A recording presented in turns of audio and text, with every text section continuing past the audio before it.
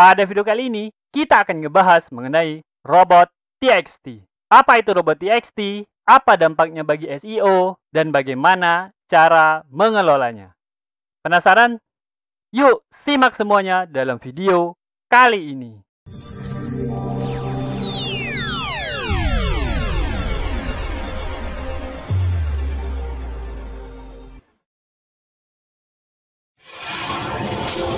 Assalamualaikum warahmatullahi wabarakatuh. Ketemu lagi bersama saya, Kanada Kurniawan, dan masih di channel kita Projasa Web.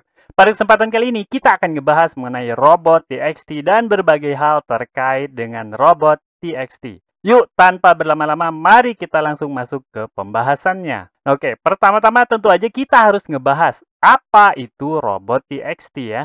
Nah, jadi robot TXT itu punya nama lain yaitu Robot Exclusion Standard atau bisa juga disebut dengan Robot Exclusion Protocol.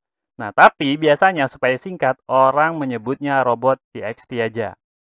Oh, ini salah tulis ya. Harusnya ada S-nya, robot.txt. Nah, robot TXT ini adalah standar yang digunakan oleh situs web untuk berkomunikasi dengan perayap web atau web crawler.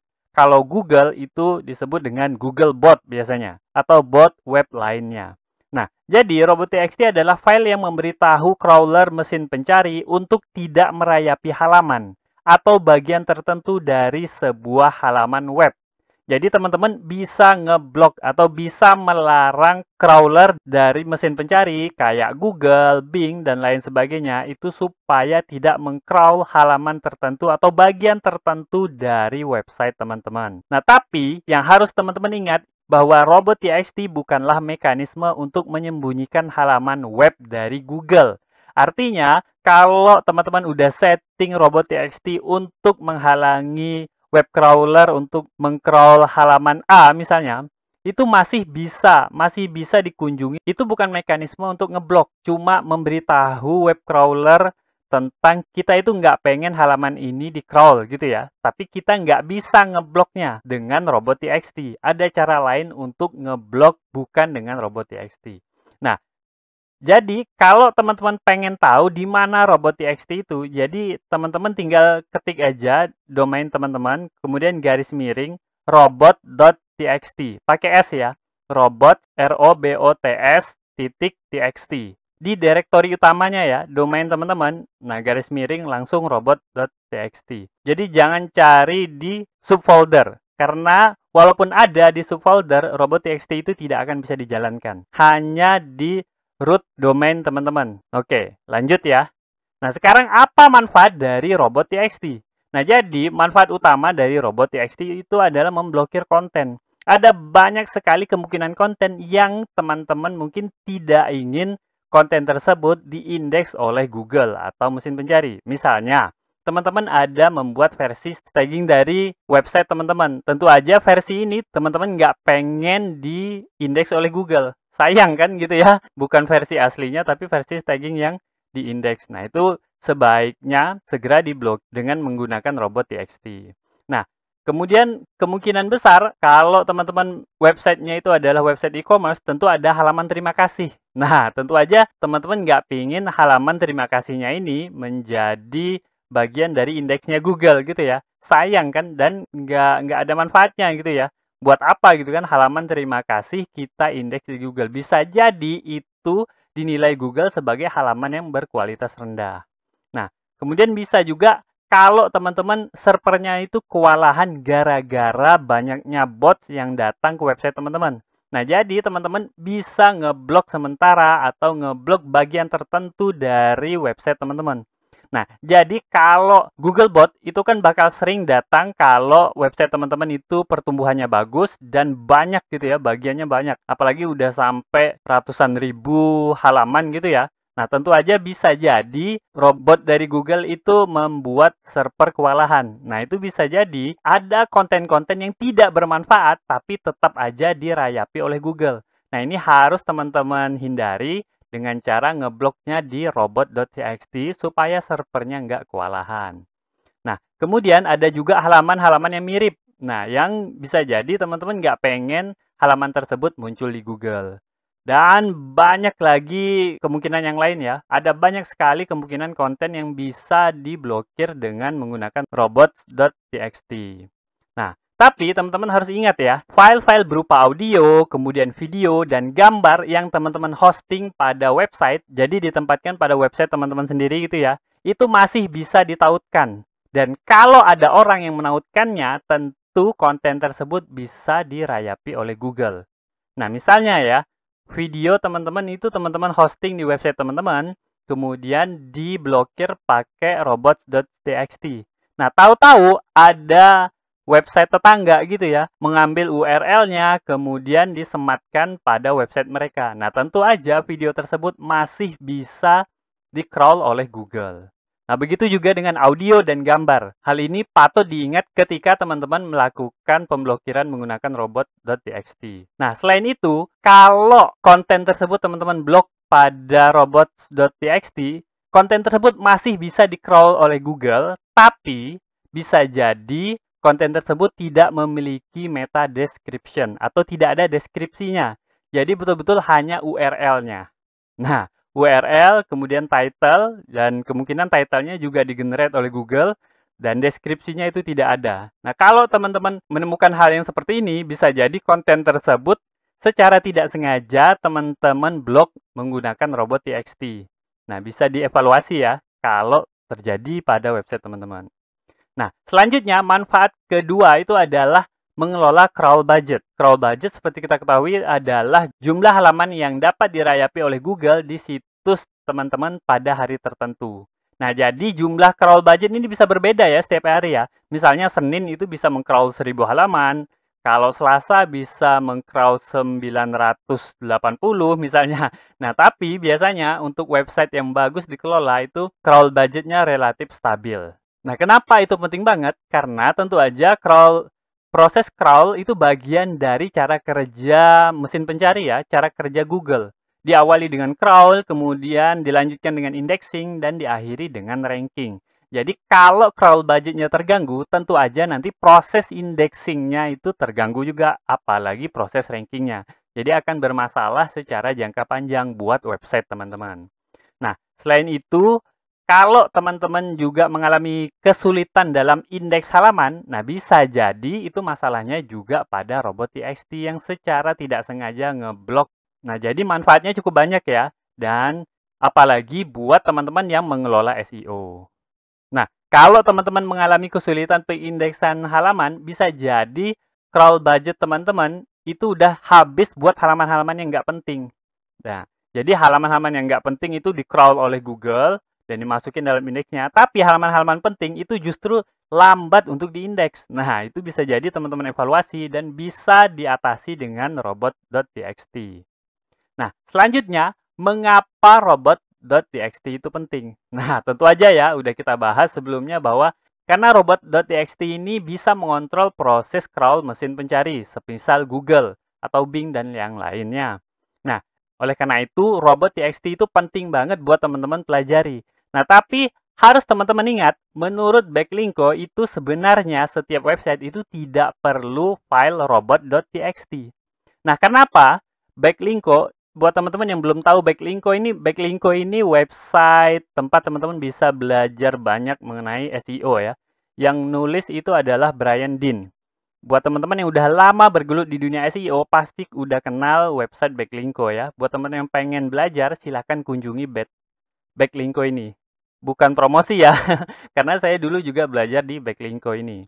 Nah, jadi menurut Brian Dean, itu sebenarnya Google biasanya bisa menemukan dan mengindeks semua halaman penting di situs teman-teman tanpa bantuan robot.txt.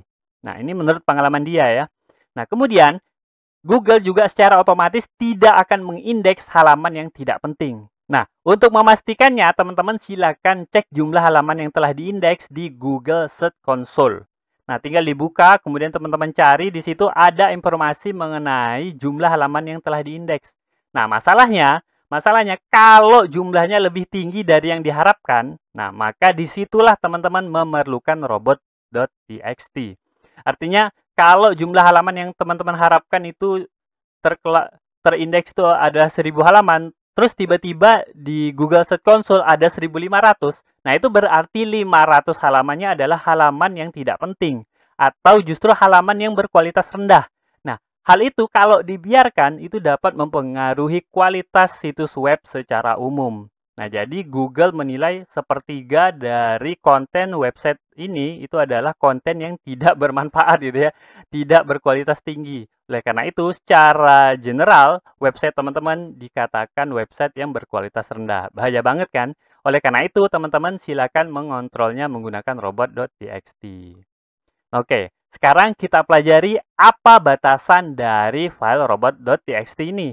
Nah, jadi kalau teman-teman udah buat robot.txt, teman-teman harus tahu bahwa mungkin bisa jadi aturan yang teman-teman tulis pada file robot.txt itu tidak didukung oleh semua mesin telusur tertentu. Nah, artinya untuk mesin pencari besar seperti Google dan Bing itu jelas menghormati aturan dari robot.txt ya. Tapi kalau ada mesin telusur yang lain, bisa jadi mereka tidak menghormatinya. Oleh karena itu, mereka akan tetap meng-crawl website teman-teman. Nah, ini harus teman-teman perhatikan ya. Kemudian, kita tidak dapat memaksa perilaku crawl. Aturan yang kita buat pada robot.txt itu adalah semacam pemberitahuan saja. Crawl dapat memilih untuk mematuhi petunjuk atau tidak. Nah, kalau crawl-nya ini tidak mematuhi petunjuk robot.txt, jadi apapun aturan yang kita tulis pada robot.txt itu pasti akan dilanggarnya. Nah, tapi ingat ya, khusus untuk mesin pencari besar seperti Google dan Bing itu jelas mematuhi robot.txt.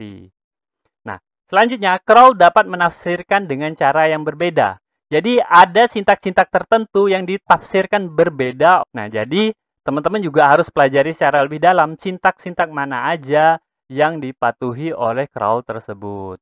Nah, kemudian halaman yang diblokir oleh robot.txt tetap dapat diindeks. Nah, seperti yang sudah kita bicarakan sebelumnya ya, Google dapat menemukan URL melalui tautan-tautan dari situs yang lain.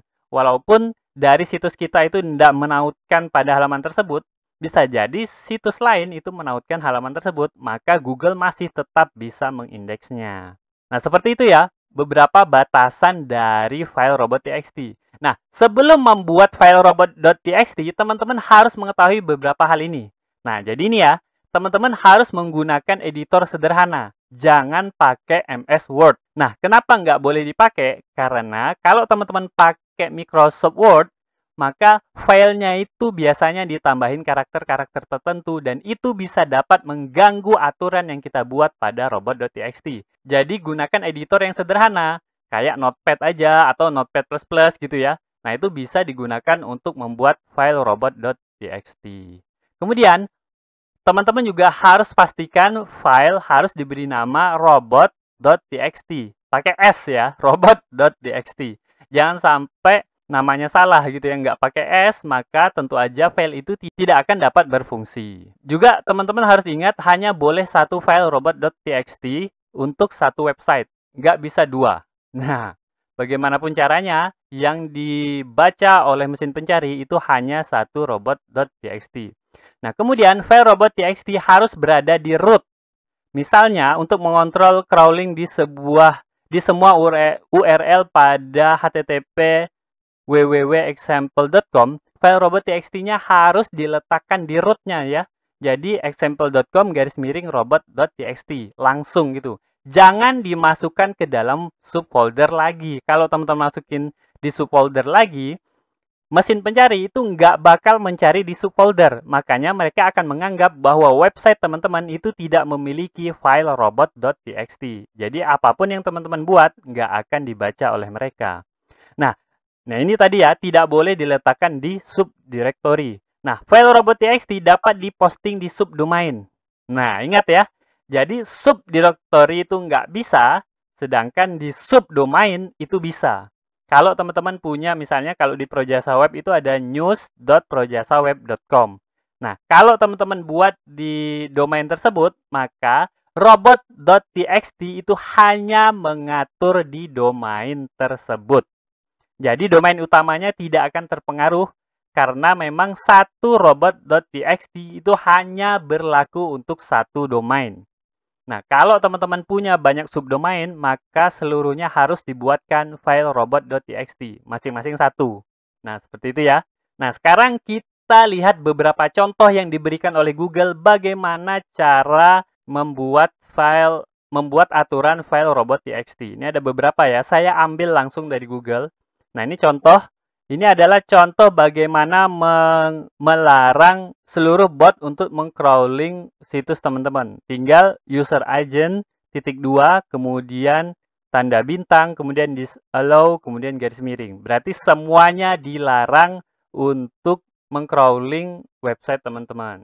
Nah, kemudian teman-teman bisa lihat nih ya, ini melarang bot untuk mengcrawling beberapa direktori tertentu. Nah, ini user agent-nya itu pakai tanda bintang, artinya semua user agent. Nah, kemudian yang dilarang itu apa? Yaitu konten yang berada pada folder kalender, folder junk, kemudian folder book, kemudian fiction, contemporary. Nah, seperti itu. Nah, kembali diingatkan bahwa robot.txt ini bukanlah cara untuk memblokir akses konten pribadi. Jadi, ini hanya memblokir proses crawling dari bot mesin pencari dan bot-bot yang lain. Nah, seperti itu ya. Nah, selanjutnya, ini merupakan cara untuk mengizinkan akses ke satu crawl aja. Jadi, user agent Google Bot News itu diizinkan, allow, untuk mengcrawling seluruh konten website teman-teman. Tapi, user agent yang lain itu di disallow. Jadi, hanya Google Bot News saja. Nah, teman-teman harus perhatikan bahwa pembacaannya itu dari atas ke bawah dan dari yang paling spesifik menuju yang paling umum. Nah, karena Google Bot News itu adalah lebih spesifik, maka Google Bot News itu akan mematuhi aturan yang pertama. Kemudian walaupun aturan yang kedua itu adalah melarang semua user agent, tapi ada di atasnya itu yang lebih spesifik, maka Google Bot News itu mematuhi aturan yang pertama. Nah, kemudian ini cara untuk mengizinkan akses ke semua kecuali satu crawler. Ingat tadi ya, dari yang paling spesifik menuju yang umum, dari yang atas menuju yang ke bawah. Nah, jadi teman-teman tinggal masukin aja user agent-nya apa yang ini blok, kemudian silakan di disallow bawahnya. Nah, selanjutnya user agent seluruhnya pakai tanda bintang, kemudian diizinkan pakai allow, kemudian garis miring. Seperti itu ya. Nah, contoh berikutnya itu adalah melarang crawling untuk satu halaman saja. Teman-teman bisa lihat ya, user agent pakai tanda bintang, artinya ini melarang semua user agent yang ada. Kemudian, disallow-nya bisa beberapa kali teman-teman masukin, tergantung berapa file yang ingin diblokir ya. Nah, seperti ini contohnya, useless file.html, artinya ini filenya ada di root ya.